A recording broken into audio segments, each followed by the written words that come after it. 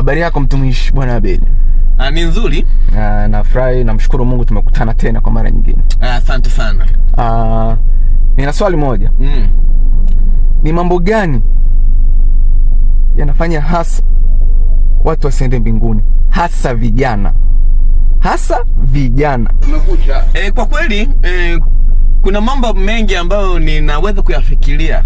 Miongoni mwa hiyo vitu ni kusikia ya kwamba mbinguni hakuna kuoa wala kuolewa.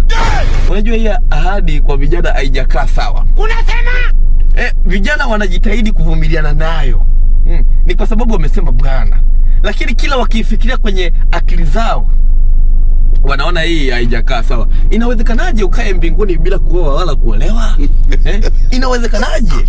Yaani kila wakiwaza hapo kwamba yani niende mbinguni nisitafute demo. Kijana anawaza, yani mbinguni nisitafute demo. Nisiende kutembea kwenye mitaa ya Nazareth pale. Nimcheki Amina, nimcheki Ashura. Ahadi nyingine ambayo vijana nahisi haiwavutii.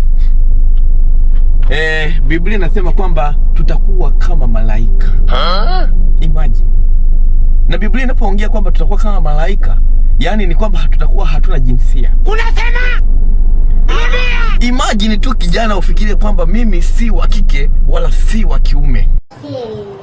Lakini hii ahadi kila kijana anapojaribu kuifikiria, niwe kama malaika. Kuna nini tena? Nikana kwamba hii ahadi haisaundi vizuri, yani haina ushawishi kwa vijana.